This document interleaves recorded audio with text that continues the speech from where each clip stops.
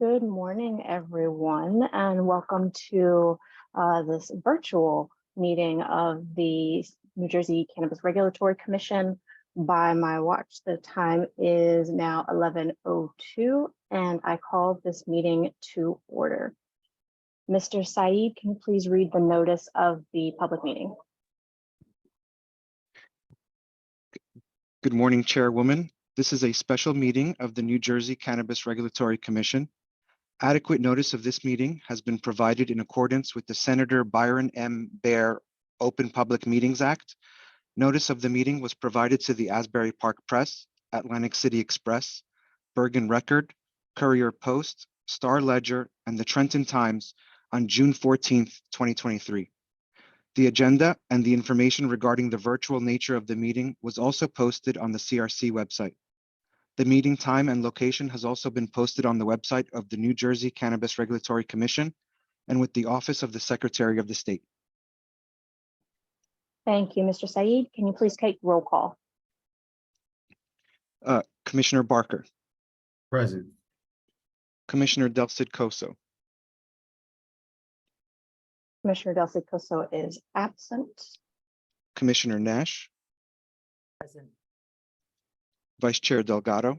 Present. Chairwoman Wainu. Present.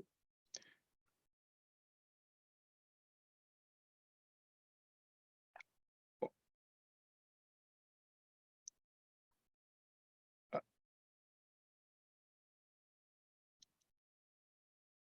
believe we now have a quorum. Mr. Sorry Saeed, about can you please announce the first agenda item? The first order of business is for the Commission to go into executive session to discuss legal matters and litigation updates. These are discussions that are not shared with the public. We believe the executive session should take about 30 minutes. Thank you. Do I have a motion to go into executive session? Madam Chairwoman, I move that we adjourn to executive session. Second. Moved by Vice Chair Delgado and seconded by Commissioner Nash. Is there any discussion on this motion to go into executive session? Hearing none, all those in favor say aye. Aye.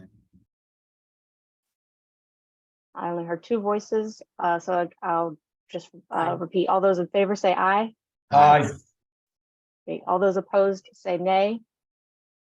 Are there any abstentions? All right, hearing none, the motion passes.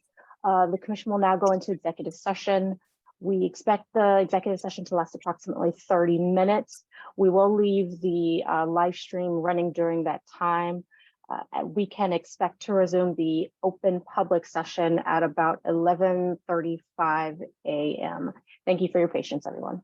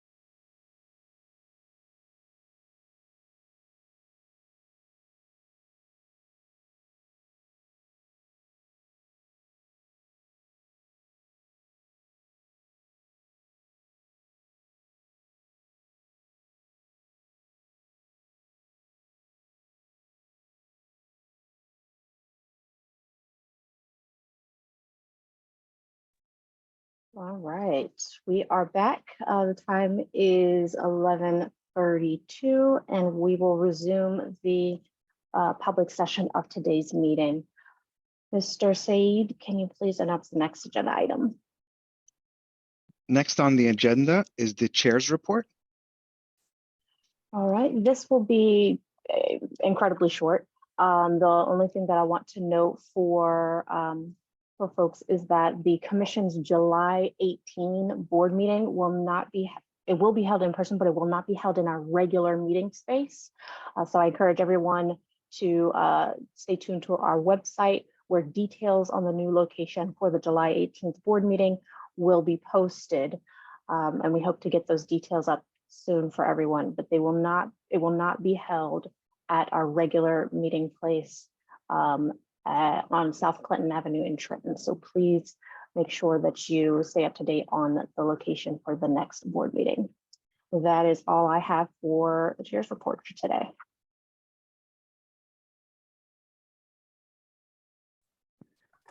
Next on the agenda is the executive director's report. Thank you, Director Brown. I turn the floor over to you. Thank you, Madam Chair. Thank you, members of the commission. Also going to keep it somewhat short and sweet today. Just two agenda items. We now have numbers on sales, total sales for Q1 of 2023, as well as tax revenue collected. So I'm going to share those and then just provide a licensing update. And then we'll move on to the rest of today's business. So to start off, looking at sales numbers from Q1 of 2023, we continue to see recreational sales increase in the state of New Jersey. They grew from $80 million in one quarter in Q2 of 2022, which was the first quarter of recreational sales, to nearly 145 million in total sales in the first quarter of this year. This shows the market continues to grow quarter over quarter. Additionally, we still see sales in medicinal cannabis. We did see a significant drop in this last quarter. Previously, they've remained pretty strong, but we did see about a $15 million decrease in medicinal sales from Q1 2023 versus Q4 2022. Nonetheless, the total market continues to grow. If we look at total recreational cannabis sales for the first year of recreational cannabis in the state of New Jersey, they were just under $500 million. And if we look at total cannabis sales across both markets, they were just under $700 million total in cannabis sales in the last year. So the market continues to grow, sales continue to be strong, and we look forward to future growth here as we continue to see new businesses open up and serve the growing consumer base here in New Jersey. When we look at tax revenue, the sales tax specifically, and you can go to the next slide, please. For the first quarter, we collected close to $9.5 million in sales tax based on the recreational cannabis sales. And the next slide, looking at the social equity excise fee, we closed in on about $500,000 collected on that. As a reminder, that is set relatively low for the first year or more of recreational cannabis sales. But once there are some trigger points that occur, it will be able to be raised in accordance with the commission's regulations. But right now, that continues to grow as well, and we saw close to $500,000 in receipts on that money. And I did want to note, just to thank the work of the Public Education and Engagement Committee and the Audit Committee in putting together recommendations that went to the governor and legislature on how to invest the social equity excise fee, as well as other priorities that should be considered for funding with tax revenue. So next slide, please. Looking at overall licensing, we've now eclipsed 2,000 applications submitted and under review by the CRC. Out of those 2,000, 1,300 applications have been approved. There's only 66 applications that haven't made it to our completeness review stage, which is really the first comprehensive stage of review in our applications. Right now, we have about 400 applications under review in the Office of Licensing. I'd say Most of those are conditionals, but there are a fair amount of annuals and conversions. And then we have 140 applications currently under review in the Office of Compliance and Investigations. We are seeing more conditionals applying to convert to annual, which is a great sign. And right now, 315 conditional conversions have been submitted.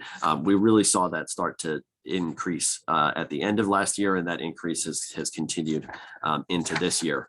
I'll note, one of the things that we hear from applicants as far as questions all the time is, once the investigation is completed, can I get on a board meeting the next day? And I did want to note that when we look at our process and when we get to the applications under consideration today, there are things that happen after they leave the Office of Compliance and Investigations, like quality control, preparation for board consideration. And so, there is time after the investigation phase before they can get to the board level and ultimately be considered and approved. But our team is doing tremendous work to get these applications reviewed, processed, and brought to the board for consideration. And we expect these numbers to grow, particularly as we get to July and onward. So next slide, please.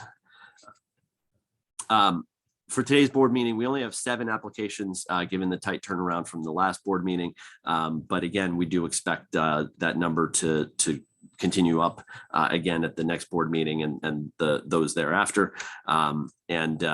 We don't have any conditionals today, but we do have 4 conditional to annual conversion applications, as well as 3 annual applications, and we'll cover exactly what those are when we get to that agenda item.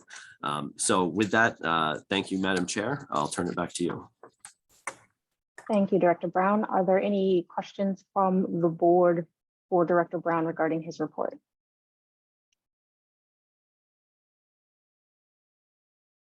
All right, hearing none. Thank you, Director Brown. And Mr. Saeed, if you can, please announce the next agenda item. Next on the agenda is the consideration of a rule proposal for clinical registrant permits. Thank you, Mr. Saeed. Director Brown, can you please provide a summary of the need for this rule proposal and staff's recommendations? Absolutely. Thank you, Madam Chair. And I'm going to hand it over to Chief Counsel Riggs in a moment to just cover the process here and sort of high level where we are. But clinical registrants were included in the 2019 Jake Honig law. They are a permit type of alternative treatment centers that incentivize and actually require clinical research as a condition of receiving a permit to operate in the medicinal space. They require partnership with an academic medical center, either an academic medical center in New Jersey or academic institutions out of state under certain conditions. Aside from being able to serve the medicinal population, their core focus is meant to be on clinical research. And before I turn it over to Chief Counsel Riggs, I did want to note that there's another state, our neighboring state, Pennsylvania, that has a similar model to this. And I've seen, a stakeholder shared with me some clinical research that came out of one of their entities recently that's looking at the effect of cannabis on stress and anxiety in Alzheimer's patients, and some really promising research being conducted looking at specifically like different chemotypes of cannabis and how they might affect different types of stress and anxiety. So this is happening in Pennsylvania right now. This rule proposal will enable New Jersey to have similar types of research happening here, and collaboration between the cannabis industry, the medicinal cannabis industry, and our academic institutions that are focused on finding the next cures and treatments for diseases. So I'm going to turn it over to Chief Counsel Riggs now to walk through the proposal. Thank you, Executive Director Brown and Madam Chairwoman. As Executive Director Brown mentioned, this is a new medical permit type that is authorized by statute. The rule proposal will include a process for how the commission is going to accept these types of applications and how they're going to review them and process them and get them ready for board approval. Clinical research is a huge focus for these types of businesses. Clinical research is important. I know that for the commission that's important, and it stands on the pillars of safety and equity that we have as a commission. That the application process in this rule proposal is going to look very similar to the adult use licensure process. There's going to be a probity review, financial review, criminal history background check, and obviously fees will be required. As far as next steps, this rule proposal, if approved, will be filed with the Office of Administrative Law in accordance with the Office of Administrative Law publication schedule. The next publication date available will be August 7th, which will then open up a 60-day comment period that will close on October 6th of 2023. Obviously, once that proposal is filed with the Office of Administrative Law and published, we will have that available on our website and make that available to the public. And, you know, we encourage all the stakeholders out there in the public to comment on the rules and provide their feedback so that we can get this important license type correct and right, and have the appropriate clinical research done in the cannabis space.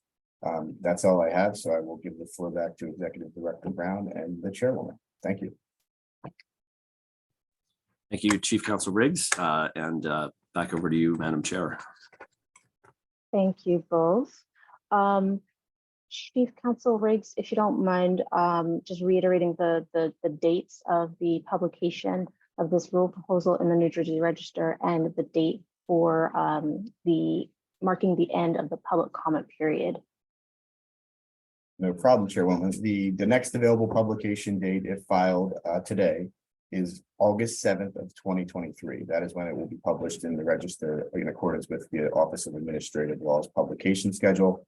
The comment period will then open for 60 days, and that will close on October 6th of 2023. And then we will collect those comments and provide an adoption document to this board so that they can look at those comments and ultimately adopt these rules and get these rules set in place and filed with the Office of Administrative Law. Thanks. Thank you. Are there any other questions from the board for Director Brown or Counsel Riggs?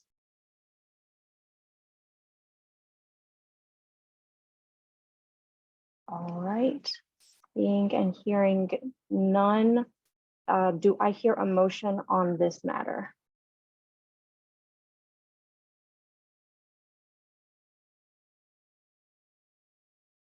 I'll make one more call for a motion on this matter related to clinical registrants. Madam Chairwoman, I move that we approve notice of proposal for the amendments and new rules of clinical registry permits.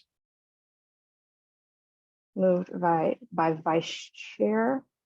Is there a second? I will second the motion. Is there any discussion on this motion? Hearing none, Mr. Saeed, can you please call the vote? Commissioner Barker, Nay. Commissioner Nash, Yes. Vice Chair Delgado, Yes. Chairwoman Wainu. Yes. The resolution passes.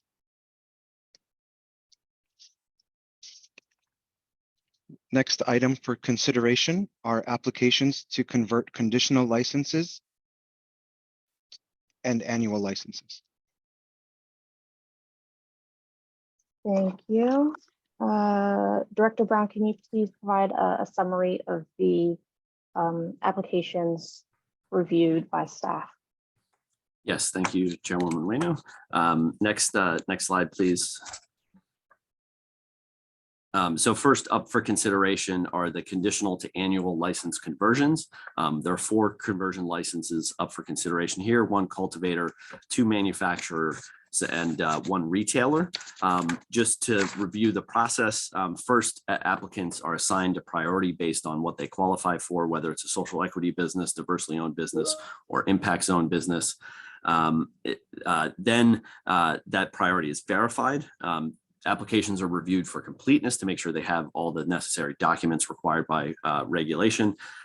They are then scored in accordance with the notice of application acceptance and made sure that they score sufficiently high to move forward in the process. Those that score sufficiently high are then reviewed for qualifications, limitations, as well as financial and management agreement review. There's in investigations, a qualification review, which includes a criminal history background check, as well as financial probity. Once they leave investigations, they are given quality control to make sure that all the determinations made by both the Office of Licensing and the Office of Compliance and Investigations are correct and in accordance with our authorizing statutes and regulations. And then they are recommended to the board. So here we have these 4 conversion licenses that have completed that process and are recommended for approval by the CRC Board of Commissioners.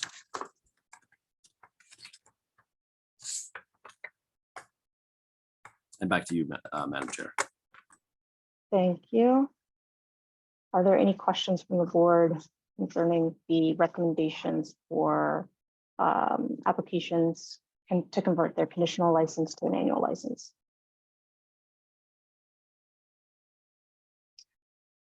I know we have the list of applications under consideration that is hyperlinked on our website. Do we have it ready for sharing here? Oh, yes, great, excellent. So if there are no questions for Director Brown, do I hear a motion on this matter?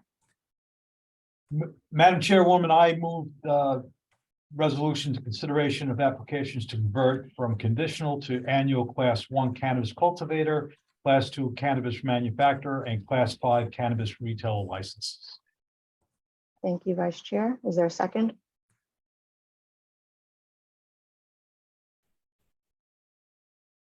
Second. Seconded by Commissioner Nash. Thank you. Is there any discussion on this motion?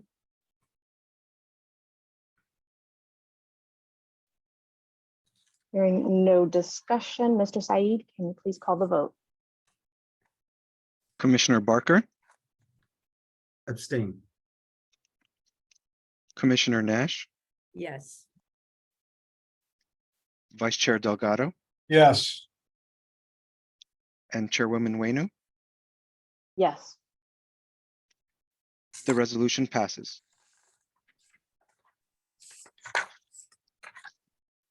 Next item for consideration is the annual license applications.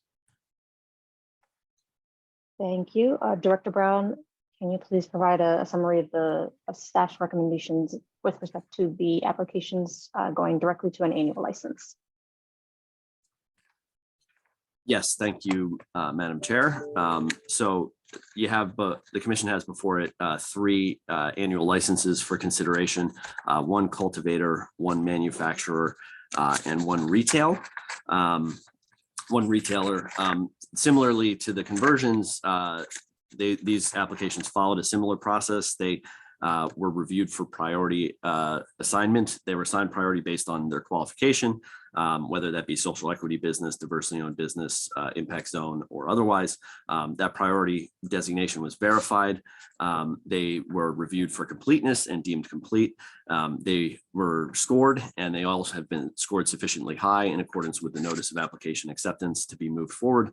They've been reviewed for qualification, limitations, financial management agreement review, including criminal history, background checks, and financial probity. They've undergone quality control, and now they are recommended for approval by the CRC Board of Commissioners.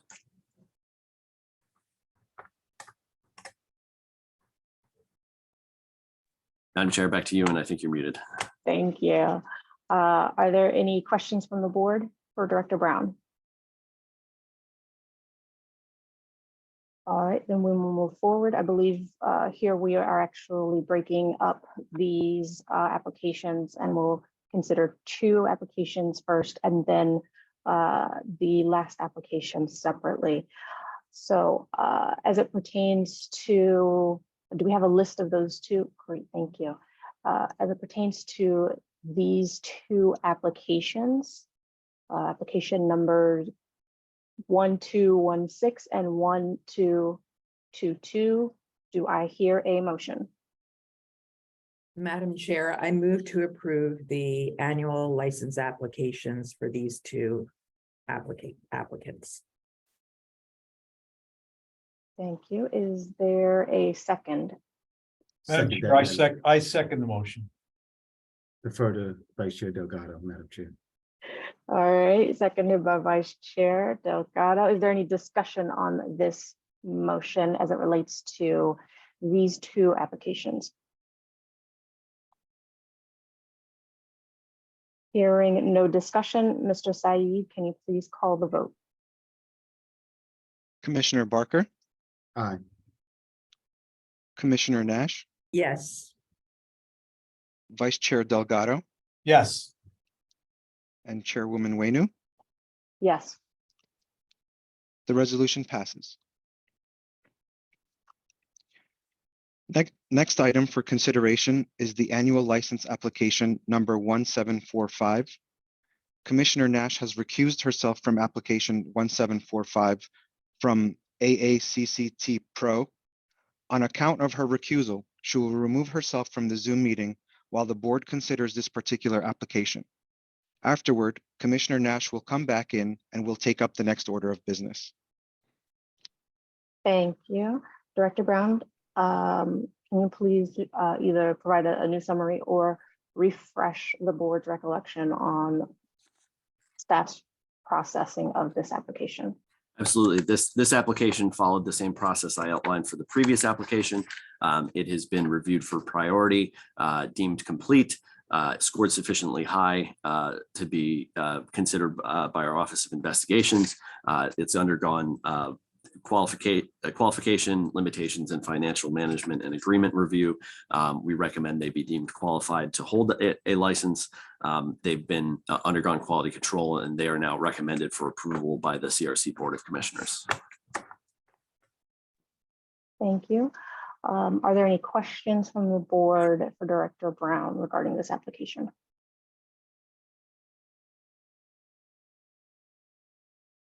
All right, hearing and seeing none. Is there a motion as it relates to application number 1745? Madam Chairwoman, I move that we move the resolution before us, consideration of annual license application for Class 5 cannabis retail license. Moved by Vice Chair Delgado. Is there a second? Madam Chair, I second that. Seconded by Commissioner Barker. Is there any discussion on this motion?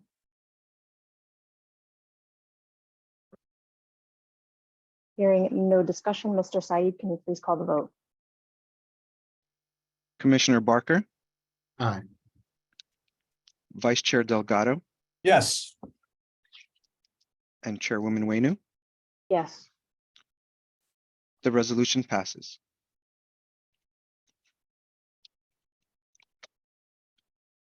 Next on the agenda, we have the open public comment period. All right, thank you all. For today's public comment period, we'll go back to the early days of the commission, and Mr. Said will call out those individuals who have been who are registered to speak. If you hear your name called, please make sure that you have your name as it appears on Zoom that matches the name that you registered to speak with. I believe I've seen a few Jessies, a few Michaels, and unfortunately we here at the CRC are not mind readers. So please make sure that your name as it appears on Zoom matches what you use to register. If you are not sure what how your name appears, please take a moment to log off of the Zoom meeting and try coming back in, and you should be prompted to enter your name. If you're working with an older version of Zoom, it is possible that that function is not equipped on older versions of Zoom, but we need to make sure that your name matches what you've used to register to speak. Members of the public can always submit written comments to the commission during this meeting or after the meeting by going to our website, nj.gov/meeting/cannabis/meetings. And the deadline to submit written comments for today's meeting is 5 o'clock tomorrow, Thursday, June 2nd. Speakers will be limited to 3 minutes. So we'll have a timer on the screen. Please be mindful of the time. And note that the public comment period is really meant to give members of the public an opportunity to address the commission about matters that the commission should be aware of. This is really not a space for people to simply market or advertise private businesses. So please keep your remarks focused on matters that pertain to the commission's work or items that the commission should be aware of. With that, I will turn it over to Mr. Saeed to call out the names of our speakers. When it is your turn to speak, you'll be directed to unmute yourself, and then you'll be allowed to proceed. Thank you, Chairwoman. As a reminder, public speakers during this afternoon's public comment period will be limited to 3 minutes. Please be respectful and concise during your comments. I'm going to call out the names 3 at a time.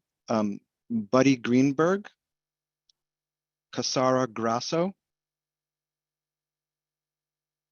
and Chief Vincent Mann. If you are attending, please raise your hand so I can see you.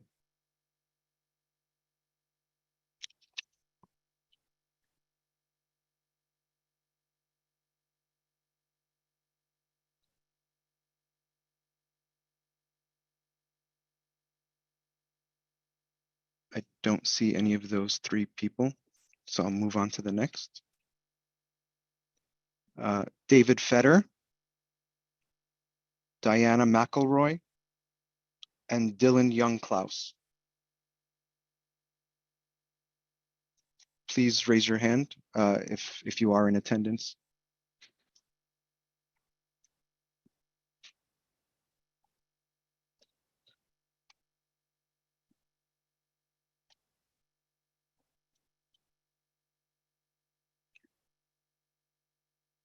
Okay, on to the next 3. Ed Lee, Eric Wudke, and John Dockery. Okay, I see. Okay, thank you for raising your hands. I'll just go.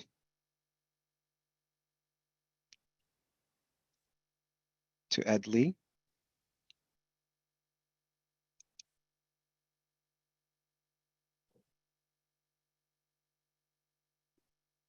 Can you hear me okay? Yes. Okay, I will start now. Okay. Good afternoon, members of the Cannabis Regulatory Commission. My name is Ed Lee, and I'm the Director of Human Resources, People, and Culture for Peerless Beverage Company. Peerless is based in Union County, New Jersey, and it is in its 4th generation of distributing beer, wine, spirits, and progressive adult beverages throughout northern New Jersey. The community of the more than 275 people who work for Peerless is as diverse as the state of New Jersey, and that diversity is one of the keys to our success. Our workplace culture is thoughtful, authentic, and respectful. We have employment policies that make it easier for people who work with us to have careers and raise their families. Peerless is a great place to work. Several years ago, the leadership at Peerless began to take steps to expand its businesses into cannabis wholesaling and distribution in New Jersey, and those proposed operations are the Green Lane Distribution Company. The founding principles of Green Lane are consistent with the ethos of Peerless and also aligned with the CRC's own goals related to promoting social equity and restorative justice. Green Lane intends to operate as an impact zone business. Notably, if Peerless were evaluated according to the criteria, it would also qualify as an impact zone business. 41% of our current workforce resides in designated impact zones, far exceeding the required 25%, and 28% of those employees reside in the nearest impact zone. Our employees from impact zones work throughout the company in all departments and at all levels. We offer competitive salaries and excellent benefit packages. Our operations, delivery, and sales jobs are union jobs and comprise a large majority of our workforce. Employment with Peerless, and hopefully someday with Green Lane, is a true avenue to economic empowerment. Green Lane was discouraged by the actions of the board at its June 1st meeting, which restricted applicants for classes 3, 4, and 6 licenses to social equity applicants only for a period of 1 year, followed by another period of exclusivity of 3 months to diversely owned businesses. This prohibits Green Lane from even applying for its licenses until the very last days of next year, and we have already been waiting for over 18 months since classes 1 and 2 licenses began to be accepted. Quite frankly, the business is not viable according to this timeline. We believe that the board adopted these restrictions to promote social equity, and we are committed to the same principles. The impact zone designation is a meaningful one in the pursuit of restorative justice. Ownership of cannabis businesses is not the only way to achieve social justice. Employment of people from economically disadvantaged communities creates opportunities and changes lives. We have seen it in our existing business. Further, the law requires that 25% of businesses in each class be impact zone businesses, and we believe that a period of exclusivity is not compliant with the law. We respectfully ask that the board reconsider this restriction and to allow for all businesses to apply accordingly to the priorities assigned to the other classes of licensure. Thank you. Thank you, Ed. Next, I'll go to the next person on with their hand raised, John Dockery.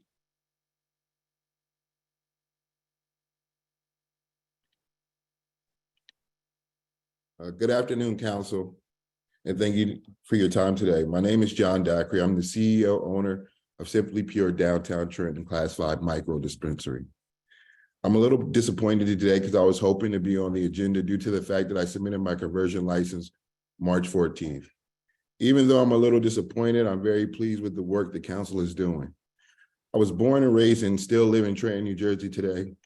Not the best of places, but it's home to me and these are my people. Most people in this industry don't come from places like Trenton. I've sold cannabis for over 20 years on the legal market. And when the state of New Jersey offered me this opportunity and made me a priority, it was a no-brainer to me. To my friends, it took a little more convincing. The things that they said were like, this is a setup and you're going to jail. Needless to say, some of them have different feelings today, and I thank the board for that. We come from a place that sometimes is very hopeless. And my journey through this process that started May 26, 2022, with me receiving my conditional license. One of the first 11 in the state has given my people hope. My journey has been a wild one, say the least, but it's made me a better person. I'm giving back hope to my city, and I thank the council for that. I walk into rooms that I have to represent the true legacy people. I carry that with honor, not with shame or guilt. We deserve to be here just like everyone else. I thank the CRC board in the state of New Jersey for this opportunity, because where I'm from, this doesn't happen often. Thank you for your time today. Thank you, John.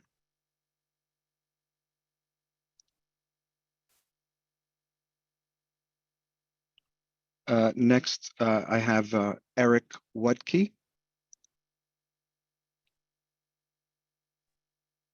Thank you. Good afternoon, members of the commission. My name is Eric Woodkey. I'm speaking today on behalf of Zacate LLC, a Class 5 conditional license holder who has applied for conversion to annual licensure. Zacate is a social equity business seeking to open a retail dispensary in Delran, New Jersey. And to prepare for that opening, real estate was secured, vendors have been selected, local approvals granted, permits issued, and a general manager has been hired. Zacate, like so many others in this same position, is ready to move forward once this commission acts on its conversion application. With the focus on social equity in the CREAM Act, the rules, and the notice of application acceptance, we were hopeful that Zacate would have received its annual license by now, 161 days after submitting its conversion application on January 11th. Zacate is in Category 1C of the Commission's priority categories and still hopes to be approved before non-social equity businesses. I'll just say, please provide updates to license applicants or respond to the numerous inquiries sent by Zacate's owner to employees of the Commission and the Executive Director. This is an expensive business with people's livelihoods on the line, and the lack of responsiveness is frustrating. Let's talk social equity more generally. At the Commission's March meeting, we saw that 25% of recreational license applications were from social equity businesses through February 13th. Where's the updated data on approval of social equity annual and conversion applications? The Commission has this data and people want to see it. Please put that data out there on a more regular basis so that everyone can see the Commission's progress in approving businesses in the highest priority category, those most harmed by the war on drugs. New Jersey still has a chance to be a guidepost for new adult use cannabis markets, but must do better in communicating with licensed applicants during the application process, working with applicants, and not leaving emails and phone calls unanswered. The commission must approve annual licenses for social equity businesses and more regularly report that data to the public. Thank you for your time.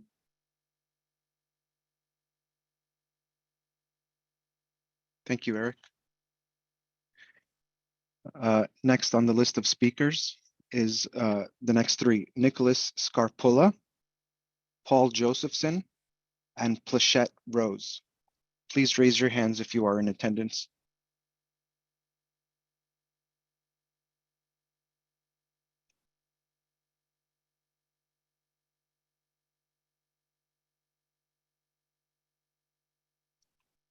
Okay, I don't see those people.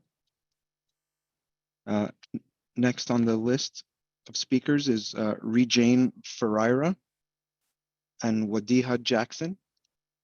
Okay, I see Rejane.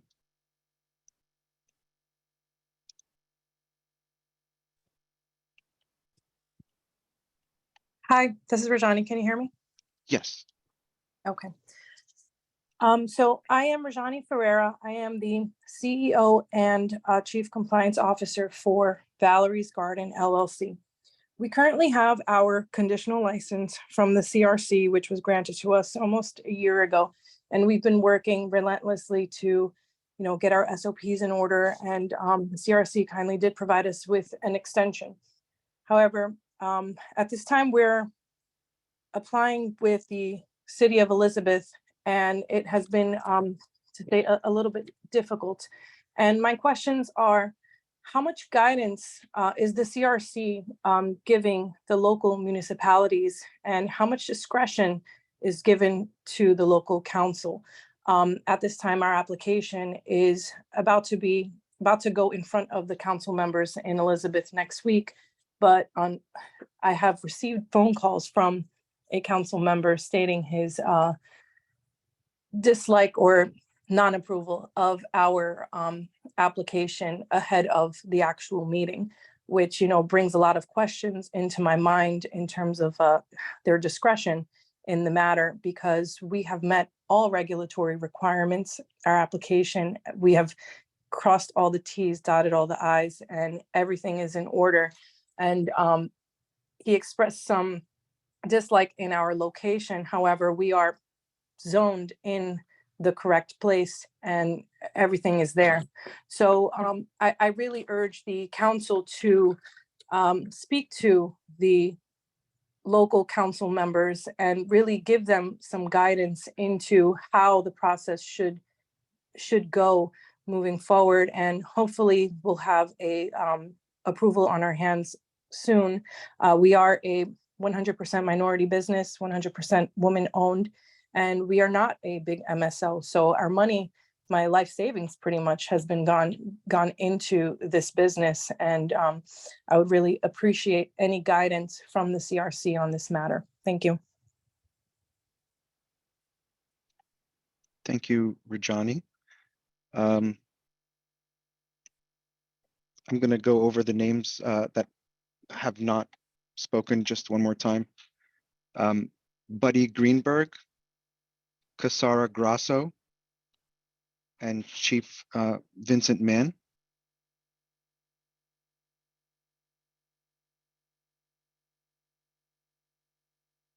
If you're in attendance, please raise your hands. David Fetter, Diana McElroy, and Dylan Youngklaus.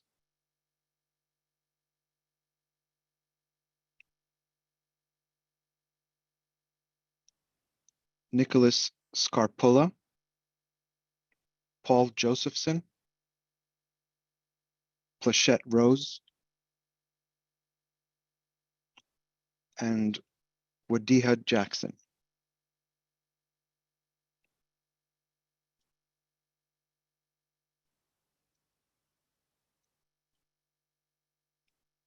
Chairwoman Wainu, this looks like this will conclude the registered speakers we have for today's public meeting. Thank you. And thank you to all of our registered speakers for sharing your thoughts. This concludes the business that we have before us today. Is there any new business for the board to consider?